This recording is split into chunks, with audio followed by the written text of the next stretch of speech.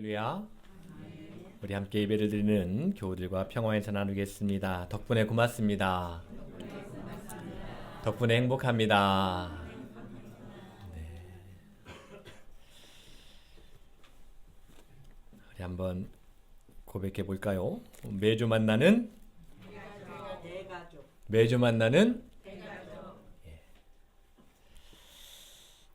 우리 양무리 대가족, 감사와 기쁨과 그리고 평강과 사랑이 가득한 그러한 우리 양무리 교회가 되기를 축원합니다. 오늘은 종교개혁주일이고 그리고 이단 경계주일이며 우리 교회는 추수감사주일로 지킵니다. 어제 그제부터 추수감사주일을 이런 모양으로 저런 모양으로 또 준비하면서 오늘도 보면 과일상도 준비해 주시고 또 강단의 꽃도 같이 준비해 주시고 여러모로 이런 모양 저런 모양으로 돕고 또 이제 오후 시간에는 예배 마치고서는 음식 축제를 같이 할 텐데 또 섬기고 돕고 또 베풀고 나누고 하는 그러한 추수감사주일 준비한 모든 손길이 하나님의 은혜와 사랑이 가득하시기를 간절히 축원합니다. 지금으로부터 507년 전에 1517년 종교개혁의 의미를 오늘 종교개혁주의를 맞아서 오늘로 되살려서 기독교의 교리가 도그마가 되어가지고 돌처럼 딱딱하게 굳어버리지 않고 날마다 개혁해서 시대와 그리고 역사를 구원하는 일에 마음을 모아 기도하는 우리 양무리 교회가 되기를 소망합니다. 또한 이단 경계주의를 맞아서 하나님 말씀에 대한 옳고 그름을 제대로 판단해서 예와 아니오를 분명히 말할 수 있는 성숙한 우리 교회가 되기를 기도합니다.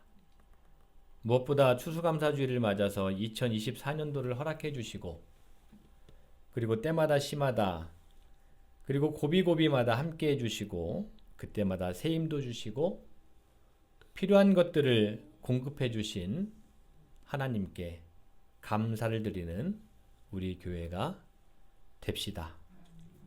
고무적인 것은 우리 교회가 몇 해 전부터 음식 축제를 하면서 받은 은혜 함께 나누면서 감사하고 또 서로 사랑과 기쁨을 전할 뿐만 아니라 감사가 필요한 곳에 또 은혜가 절실한 곳에 도움이 있어야 될 곳에 하나님 나라를 확장하는 의미로 구제와 선교에 앞장서고 있으니 이 또한 참으로 귀한 일이다라고 생각을 합니다. 하나님의 은총이 우리 교회와 교우들의 가정과 그리고 성실하게 일하는 일터 위에 충만하시기를 축원합니다. 오늘은 창조절 9번째 주일이기도 합니다. 어느새 9번째 주일인데요. 창조절기를 보내면서 하나님의 창조 역사와 동시에 하나님의 형상과 모양 따라 지음받은 사람들, 내 출발이 거저 왔다 거저 가는 것도 아니고 또 무의미한 것이 아니라 나의 출발은 하나님의 모양과 형상이야 라고 믿고 살아가는 이 그리스도인들이 어떤 믿음을 가지고 살아야 되는지 주신 말씀을 통해서 이 창조절기에 계속해서 생각하며 주일을 보내고 있습니다. 제 개인적으로는 매주 주시는 말씀을 설교를 위해서뿐만 아니라 제게 주신 말씀으로 믿고 오정석이라는 한 개인에게 주시는 말씀으로 믿고 묵상하면서 때로는 눈물로 그리고 때로는 감격으로 때로는 신비로움을 경험하면서 창조절기를 보내고 있습니다. 또한 하나님의 말씀이 어마어마한 무게로 제 자신을 압도하는 경험을 하기도 합니다.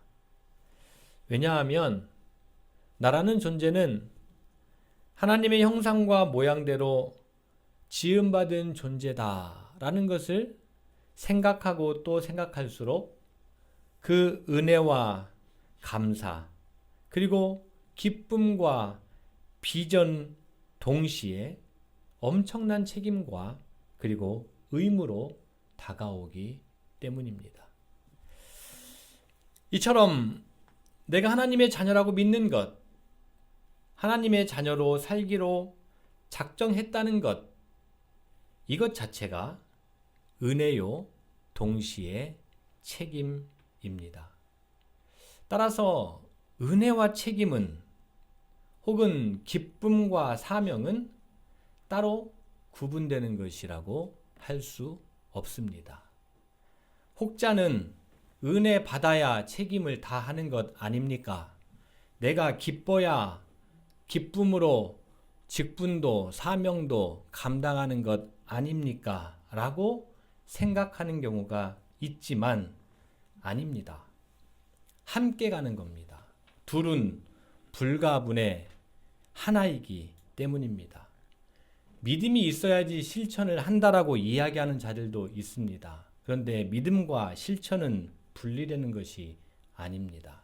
반쪽짜리가 아니라는 이야기입니다.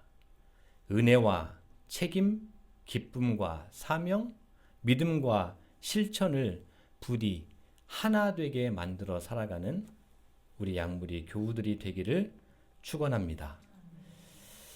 이미 여러 매체를 통해서 들어서 알고 계시겠지만 우리나라가 이제 원서로 노벨 문학상을 수상한 책을 읽을 수 있게 되었습니다. 이것을 가능케 한 사람은 알다시피 한강이라는 작가죠. OECD 국가 중에 한 해 독서량이 매우 저조한 우리나라가 한강 작가의 노벨 문학상 수상 덕분에 도서를 구입하고 또 그 가운데 소설을 읽으면서 출판계가 출렁인다라는 소식을 뉴스를 통해 들었습니다. 출판계뿐만 아니라 역사학계에서도 1980년 광주의 5.18 민주화운동, 1948년에 제주의 4.3 사건을 이제는 대한민국을 넘어서 전 세계에 알리면서 더 이상 역사를 자기 뜻대로 혹은 이미 단체들이 역사를 폄훼하거나 왜곡하지 못하도록 전 세계에 알리면서 말뚝을 깊게 박는 일이 되었습니다. 한 작가, 한 사람의 위대한 행보라고 인정하지 않을래야 않을 수 없는 참으로 큰 일을 했다라고 저도 개인적으로 생각을 합니다. 이러한 희소식이 들리던 중에 지난 몇 주간 국정감사를 지켜봅니다. 알다시피 국정감사는 국회 각 상임위원회가 국민을 대신해서 국정 운영의 실태를 정확히 파악하고 법률 제정과 예산 심의를 위한 자료를 수집하면서 잘못된 부분을 적발 내지는 시정하는 것을 말합니다. 이것이 국정감사의 정확한 의미입니다. 이처럼 국정감사를 하는데 그런데 기준이 있습니다. 아무런 자를 대고 국정감사를 하는 것이 아니죠. 그 기준은 무엇인가 하면 헌법과 법률입니다.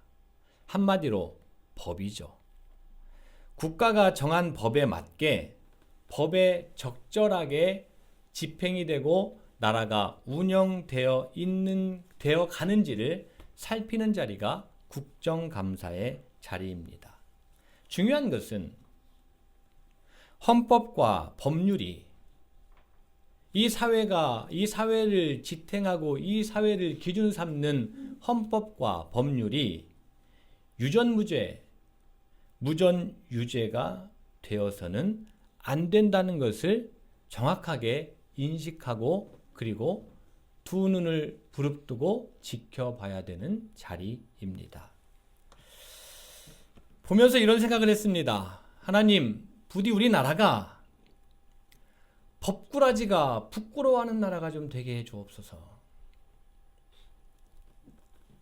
법률적인 지식이 있다고, 내가 좀 배운 것이 있다고 편법을 그럴싸하게 쓰는 사람들이 자랑하지 않는 나라가 되게 하여 주시옵소서.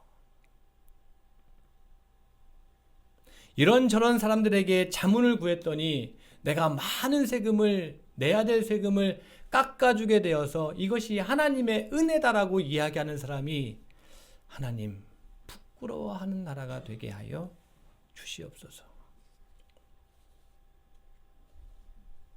각종 지인들로, 각종 배경으로 자신은 부귀영화를 누린다라고 이야기하면서 그것을 전혀 부끄러움 없이 이야기하지 않는, 부끄러움 없이 이야기하는 나라, 그런 나라 되지 않게 하여 주옵소서. 더욱더 건강한 나라가 되기를 하나님께 간절히 기도하고 있습니다. 부끄럽지만 한동안 저희 가정이 뜸하다가 얼마 전부터 가정에서 다시 성경을 읽기 시작했습니다. 아이들이 하교하면 혹은 학원을 갔다가 귀가하면 저녁 늦은 시간에 성경을 읽고 제가 서머리를 해주고 돌아가면서 기도를 하는 그러한 시간을 짤막하게라도 다시 시작을 했습니다. 어디서부터 읽을까를 좀 고민하게 되더라고요. 그러다가 신명기를 택했습니다. 그래서 신명기를 읽고 있는데, 알다시피 신명기는 모세의 설교입니다. 신명기를, 이 한자 신명기인데 이 신자를 귀신신 내지는 하나님신, 그리고 명자를 명령령, 기자를 기록기해서 하나님의 명령을 기록한 책이다라고 아는 분들이 많이 있습니다. 그런데 신명기라는 책은 하나님의 명령을 기록해 놓았다고 해서 신명기가 아니라 이 신자라는 한자 자체가 귀신신 내지는 신이 아니라 거듭, 펼치다, 되풀이하다라는 의미를 담고 있는 신자입니다. 그러니까 이 신명기는 다시 되풀이해서 거듭해서 명령하는 것을 기록해 놓은 책이라는 말입니다. 말씀드린 것처럼 신명기는 모세의 설교입니다. 40년 동안 광야 생활을 마치고 이제 가나안 땅에 들어갈 출애굽 2세대들에게 하나님께서 출애굽 1세대와 시내산에서 맺었던 1차 계획을 다시 한번 갱신해서 재해석해서 이제 40년을 마치고 가나안에 들어가는 너희들은 재해석된, 재계약된, 다시 선포된, 거듭 명령된 이 말씀을 가지고 살아야 한다라고 거듭 설교한 내용이 신명기라는 말씀입니다. 따라서 이 신명기는 오늘날 목사들의 설교의 원형이라고 할 수 있습니다. 왜냐하면 오늘을 살아가는 그리스도인들에게 짧게는 한 1000여 년 전, 길게는 한 3500여 년 전에 있었던 어떤 역사 속의 사건들을 기록한 이 성경을 하나님의 말씀이라고 믿고 재해석해서 오늘날 우리가 이 말씀을 어떻게 붙들고 살아가야 되는지를 가르치고 설명하고, 그리고 한 주 한 주를 살아가야 되는 방향을 목사들이 설교라는 시간을 통해서 제시하고 있기 때문입니다. 자, 그러면 모세는 가나안 땅에 들어갈 40년이라는 광야에서 훈련 시간을 마치고 이제 본격적으로 가나안이라는 땅에 들어가서 살 이스라엘 사람들에게 어떻게 가르치고 무엇을 설교할까요? 신명기 1장에 보면 가장 분명하고 가장 선명하고 가장 힘주어서 이야기를 하고 있습니다. 신명기 1장 9절에 그 땅을 차지한 그때에 라고 모세는 이야기를 시작하면서 15절, 16절, 17절에 너희들이 그 땅을 차지한 그때에, 가나안 땅에 들어간 그때에 어떻게 살아야 되는지에 대해서 저렇게 하나님의 명령을 붙들어서 거듭 이스라엘 백성들에게 설교하고 가르치고 있습니다. 우리 15, 16, 17절 말씀 스크린에 나와 있는 대로 같이 한번 읽어볼까요? 내가 너희 시작.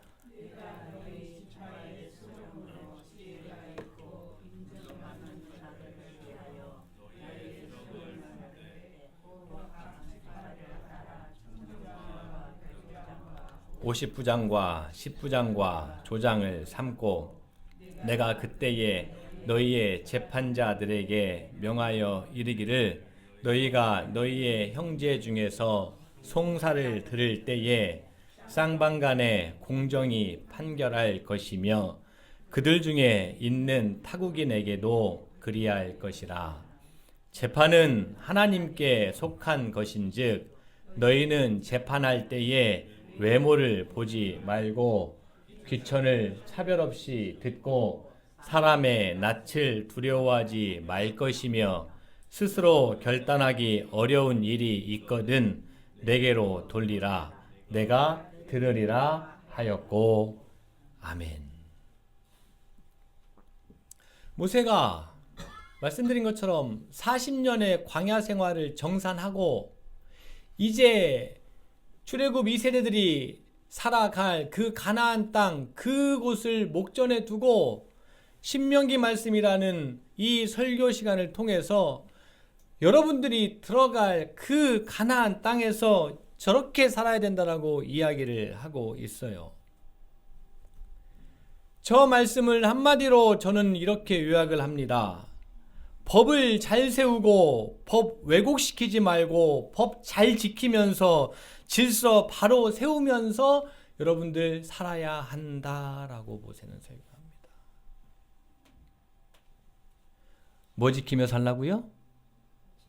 뭐 지키며 살라고요? 법 지키며 살라고 이야기합니다. 재판을 하되 귀천에 좌우되지 말고 공정하게 재판해서 그 재판할 수 있는 조장, 10부장, 50부장, 100부장을 만들어서 그 누구도 억울한 일 당하지 아니하고 그 누구도 소외되지 아니하고 모든 사람들이 정의롭고 공의롭게 법대로 살아가는 나라를 만들라라고 모세는 피를 토하는 심정으로 신명기 1장에서 가장 중요한 이야기를 먼저 합니다. 신명기 이야기는 법 지키며 살라는 이야기입니다. 법 지키며 살아라. 따라해 봅시다. 법 지키며 살아갑시다. 자, 지난주 설교에서 말씀드렸듯이 출애굽한 이스라엘 백성들을 향해서 하나님은 모세를 통해서 위대한 선언을 하게 하십니다. 지난주에 말씀드렸던 내용인데요. 우리 출애굽기 19장 6절 같이 한번 읽어보도록 하겠습니다. 시작. 내게 대하여 제사장 나라가 되며 거룩한 백성이 되리라. 너는 이 말을 이스라엘 자손들에게 전할지니라. 불과 몇 달 전만 하더라도 저 사람들은 죄다 노예들이었습니다. 주인이 오늘 내게 무엇을 줄지 고민하면서 살았고 주인이 기분 내로 안 주면 본인뿐만 아니라 모든 식솔들이 굶어야 되는 비참한 신세, 불과 몇 달 전만 하더라도 그런 노예들이었어요. 그런 이들에게 하나님께서 모세를 통해서 말씀하시는 거예요. 너희들은 제사장 나라가 되고 거룩한 백성이 되리라. 자, 그렇다면 하나님의 제사장 나라가 되고 하나님의 거룩한 백성이 되는 길은 신명기 1장 15절, 16절, 17절에서 말씀과 빗대어 보면 하나님의 거룩한 백성이 되고 제사장 나라가 된다는 것은 어떻게 살아야 된다는 얘기인 거예요? 법 지키며 살아가는 자들을 이야기하는 거예요. 어떻게 살아가는 거라고요? 법 지키며 살아가는 거예요. 법 지키며 살아가야 되는 겁니다. 그래서 그리스도인들은요, 무단횡단도 하면 안 되는 거예요.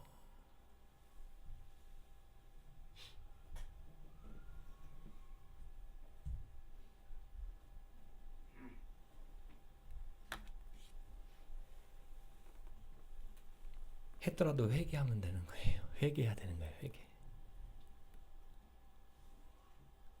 하나님의 백성은 하나님의 자녀다라는 변별력은 물론 십자가의 대속의 은혜를 믿는 이들도 그러한 믿음도 포함이 되겠지만 그리스도인이라는 변별력은요, 남들보다 법 더 잘 지키는 거예요. 그리스도인이 아닌 사람들보다 법을 더 잘 지키는 거라고요.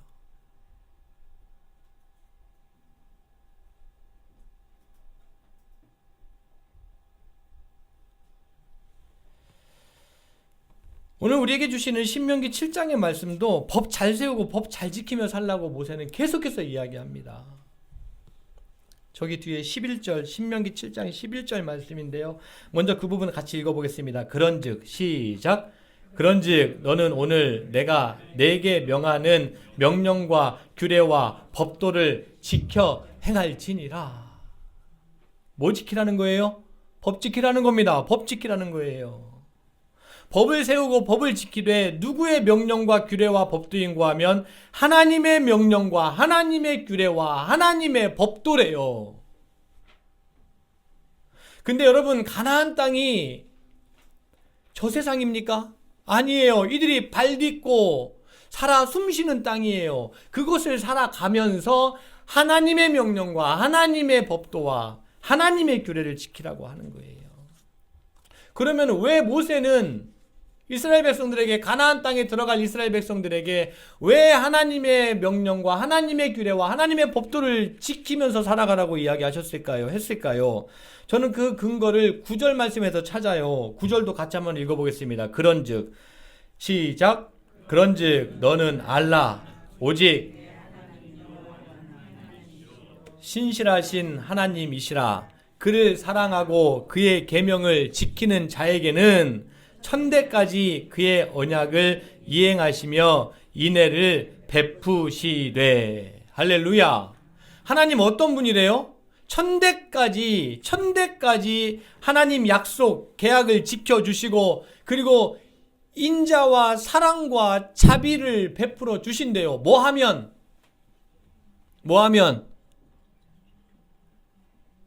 어떤 자에게? 하나님을 사랑하고 하나님의 계명을 지키는 자라고 하잖아요.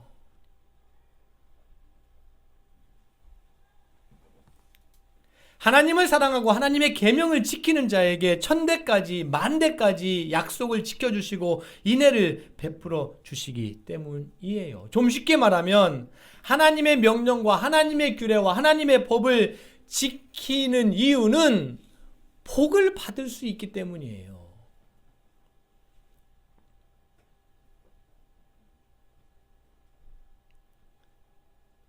하나님의 명령과 규례와 법을 지키면 하나님께서 복 주신다는 것을 믿습니까? 진짜 믿습니까? 우리 양무리 교우들이요, 정말 하나님의 명령과 하나님의 규례와 하나님의 법도를 지켜서 자손 천대까지, 아니 자손 만대까지 하나님의 인애를 받는, 하나님의 사랑을 받는, 하나님의 복을 받는 그런 인생들과 후손들이 되기를 간절히 축원합니다. 이게 믿음이에요. 이게 믿음이에요. 하나님의 명령, 하나님의 규례, 하나님의 법, 이 법을 잘 지켰더니 하나님이 정말 복 주시더라. 나만이 아니라 천대까지 복 주시더라. 이 믿음 가지고 살아가는 양무리 교우들이 되기를 축원합니다. 자, 그러면 이제 조금 더 한 걸음 더 들어와서 하나님의 명령과 규례와 법도가 뭐냐는 거예요. 그걸 알아야지 지킬 거 아닙니까? 그죠? 제가 요즘에 세본문 말씀 우리가 읽기는 하지만 세본문 전부를 설교하지 않아요. 그런데 오늘은 세본문 안에서 묻고 대답을 합니다. 성경 말씀들이 서로 역동을 해요. 묻고 여기서 답을 해요. 구약의 본문에서 먼저 이야기합니다. 뭐라고 이야기하냐면 약속의 땅 가나안에서 하나님의 명령과 규례와 법도를 지키면, 하나님을 사랑하고 하나님의 계명을 지키면 그들에게 천대까지 하나님께서 약속을 지켜주시고 인애를 베풀어 주신다라고 말씀을 하셔요. 약속의 땅 가나안은, 이 가나안이라는 땅은 온통 하나님을 사랑하는 땅이고, 이 가나안이라는 땅은 하나님의 계명이 가장 우선순위가 되고 하나님의 계명이 가장 으뜸이 되며 하나님의 명령과 규례와 법을 가장 최우선으로, 가장 큰 가치로, 가장 큰 법으로 삼는 나라가 되어야 된다라고 이야기합니다. 그러면서 끝에 구약의 본문에서 물어요. 그러면 하나님의 법이 뭐냐고요? 가나안 땅에 온통 가득해야 될 하나님의 법이 뭐냐고요? 가나안 땅에서 가장 존중되고 가장 인정받고 법 제일 잘 지키는 사람이다라고 표창장 받는 사람이 지켜야 되는 법이 뭐냐고요? 하나님 말씀 잘 지키고 말씀에 순종하면 된다고 말하기도 합니다. 틀린 말은 아닌데요. 오늘 복음서에서 이 구약의 질문에 대해서 대답을 합니다. 뭐라고 대답하냐면, 한번 따라해 봅시다. 하나님의 명령과 규례와 법도는 사랑입니다. 뭐라고요? 사랑이래요. 가나안은 사랑만 있는 곳이에요. 가나안은요, 사랑을 많이 하는 사람이 가장 존중받고 가장 인정받는 사람이라는 이야기입니다. 가나안은 한결같이 변함없이 자기 기분에 내키는 대로가 아니라 하나님의 명령이니까, 하나님의 법이니까, 어제 다르고 오늘 다르고 내일 다른 게 아니라 은혜 받으면 하고 기쁨이 넘치면 하고가 아니라 하나님의 계명이니까, 하나님의 명령이니까 한결같이 사랑하는 자가 가장 으뜸이 되는 나라가 곧이 가나안이라고 구약이 묻고 신약이 대답하는 거예요. 자, 그런데 이 사랑은 이웃만의 사랑이 아닙니다. 누구까지 사랑하는 거예요? 원수까지 사랑이래요. 이거 제 말 아니에요. 누구 말이에요? 예수님 말씀이에요. 여러분은 예수님을 누구라고 고백해요? 그리스도, 구원자라고 고백하죠. 그러면 그분 말을 믿어야지, 그분 말을 따라야지 복을 받고 영생을 얻는 거예요, 아니에요? 지극히 당연한 질문을 제가 하고 있죠. 자, 예수님 말씀이에요. 누구까지 사랑하라고요? 원수까지 사랑하래요. 다시 이야기해보면 가나안은 원수까지 사랑하는 사람들이 만들 수 있는 곳이에요. 가나안은 원수를 사랑하는 사람이 가장 존중받고 존대받는 곳이라는 이야기예요. 돈 많이 벌고 명예를 많이 쌓고 존중받는 것도 매우 중요한 일이겠지만 그거보다 비교도 안 되는 것이 원수를 사랑하는 것, 그것이 가장 큰 가치다라고 말씀하고 있는 거예요.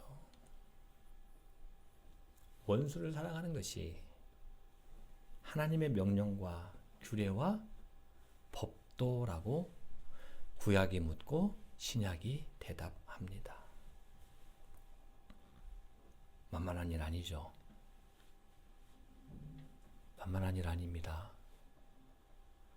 원수 안 접은 사람은 잘 모릅니다.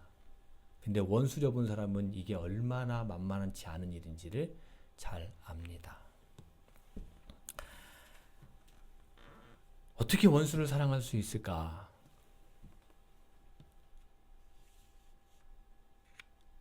이 물음은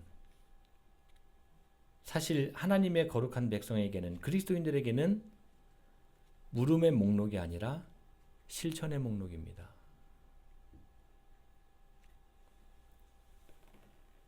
어떻게 할 때 원수를 사랑할 수 있을까?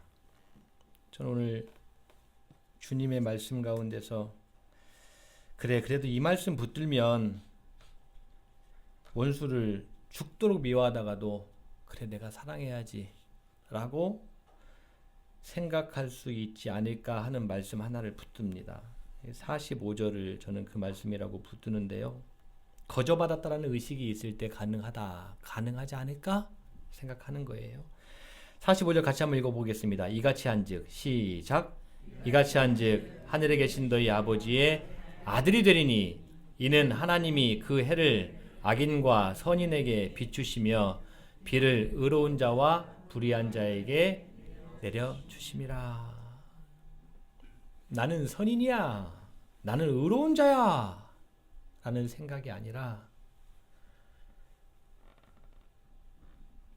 나 같은 악인임에도 불구하고, 나 같은 불의한 자임에도 불구하고 라는 인식이 있을 때,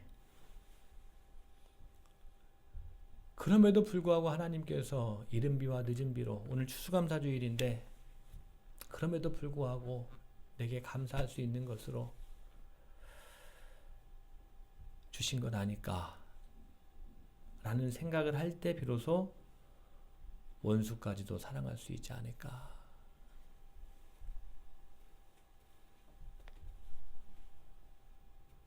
제가 설교 원고에는 우리는이라고 제가 써놨는데, 그래서 1부 때도 우리는이라고 설교를 했는데 2부 때는 우리는이라고 안 하고 저는이라고 할게요.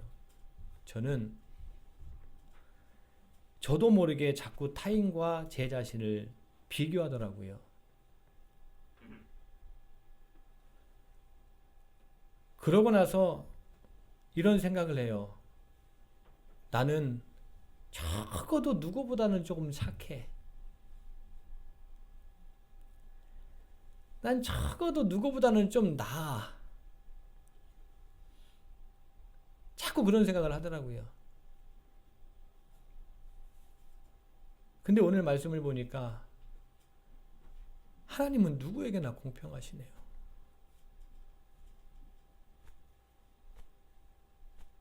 저를 바닥에 내동댕이 치는 말씀이에요. 하나님은 누구에게나 공평하단다. 따라서 지켜야 될 하나님의 명령과 규례와 법도는 원수까지도 사랑하는 것이고, 이렇게 할 때에 비로소 하나님 아버지 하나님께서 온전하심과 같이 너희도 온전하게 되는 것이다 라고 예수님께서 말씀하십니다.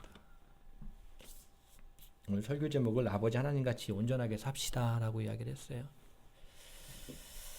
옆 사람한테 한번 그렇게 감히 한번 이야기해 볼까요? 아버지 하나님같이 온전하게 삽시다. 시작!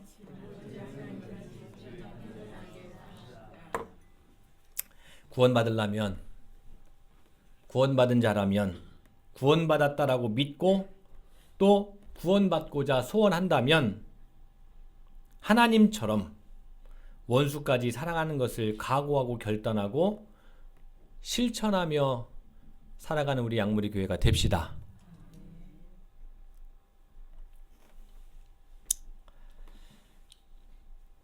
그런데 하나님처럼 온전하게 되는 데 있어서 원수까지 사랑하라라는 이 말씀을 조금 더 묵상해 보면 추가로 저는 이런 게 떠오르더라고요. 뭐냐면 원수까지 사랑하라는 명령과 규례와 법도는 동시에 누군가의 원수가 되지 말라라는 명령과 규례와 법도도 되더라고요. 원수를 사랑하라는 말은 동시에 너도 원수 되지 마라는 이야기라는 이야기입니다. 원수가 될 행동, 원수가 될 행위, 원수가 될 일을 하지 말라는 거예요.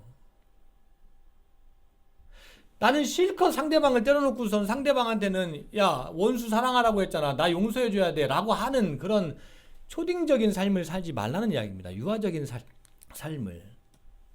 원수를 사랑해야 하는 것이 하나님의 온전하심과 같이 온전하게 되는 길이라면 동시에 누군가의 원수가 되지 않으려고 부단히 자기 자신을 관리하고 자기가 하고 싶은 말도 좀 참고 자기가 하고 싶은 행동도 좀 참고 자기가 아무리 정당하고 아무리 옳더라도 그거 좀 누르고 인내하고 억제하면서 자제하면서 절제하면서 좀 더 겸손하면서 좀 더 온유하고 섬기면서 살아가는 것이 하나님의 온전하심과 같이 온전하게 되는 길이다라고 예수님은 동시에 말씀하고 계시는 것 아닐까.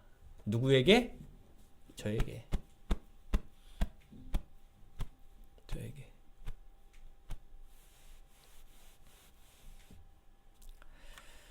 그리고 그 삶을 누가 사셨어요? 예수님이 사셨어요. 맞아요.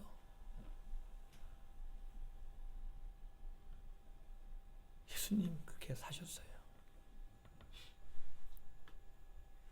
그 예수님의 삶을 누가 뒤따랐어요? 스데반이 뒤따랐어요. 스데반이 돌에 맞아 죽을 때 자기를 돌로 친 바울을 비롯해서 바리새인들을 저주하지 않습니다. 그 삶을 누가 또 이어 본받았어요? 바울이 그랬어요. 그러한 시각으로 서신서를 다시 보십시오. 바울은요, 숱하게 많은 매를 맞고 스스로도 고백을 하잖아요. 매를 맞고 핍박을 받고 고난을 당하고 죽을 고비를 넘겼는데 한 번도 그 사람들을 저주하지 않아요. 그리스도인으로 살아간다는 것, 예수의 보혈의 은총으로 대속의 은혜로 감사하며 나 구원 얻었네, 나 자유 얻었네, 물론 중요한 신앙의 고백인데 원수 만들지 않고 원수도 사랑하는 그러한 하나님의 자녀다운 면모를 가지고 살아가는 것. 그렇게 살아갈 때 하나님께서 언제까지 복 주신대요? 천대까지 복 주신대요. 한번 해보세요. 네. 천대까지 하나님이 복 주시나 안 주시나. 사랑하는 양무리 여러분, 오늘 서신서 말씀에서 바울은 자신을 예수 그리스도의 종 바울은 사도로 부르심을 받아 하나님의 복음을 위하여 택정함을 입었다라고 자신 스스로 그렇게 신앙을 고백해요.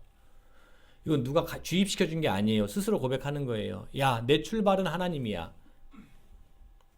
그리고 그 복음을 예수님으로부터 오는, 아니 그 위에 하나님 아버지로부터 오는 그 복음을 전하는 사도로 하나님께 택하심을 받았어.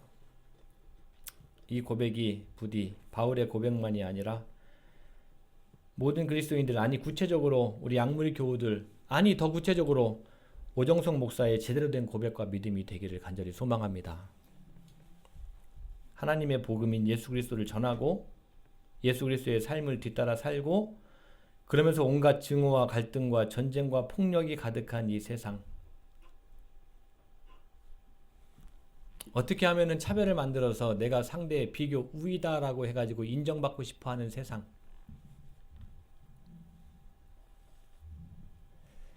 어떻게든지 상대방을 눌러야지 내가 우뚝 설 수 있다라고 그것을 성공이라고 이야기하는 이 세상, 이 세상이 그게 아니라 정말 원수까지도 사랑하고 원수되지 않으려고 절제하고 온유하고 겸손하고 사랑하며 평화 만들며 살아가는 그런 사람들이 천대까지 복을 받는 하나님의 약속, 하나님의 그 인애를 베풀어 주신다는 그 약속이 성취되는 우리 양무리 교우들이 되기를 축원합니다. 이 믿음과 고백 가지고 추수감사주일에 우리가 주신 은혜에 감사할 뿐만 아니라 모든 이들을 공평하게 사랑하시는 하나님의 온전하심과 같이 오늘을 살아가는 중에 하나님의 명령과 규례와 법도인 사랑, 원수까지도 사랑하고 그리고 원수되지 않는 그러한 근신의 열매, 겸손의 열매, 사랑의 열매, 절제의 열매들을 부디 맺되 주렁주렁 맺는 우리 양무리 교우들이 됩시다. 매주 만나는 그런 가족 되기를 축원합니다.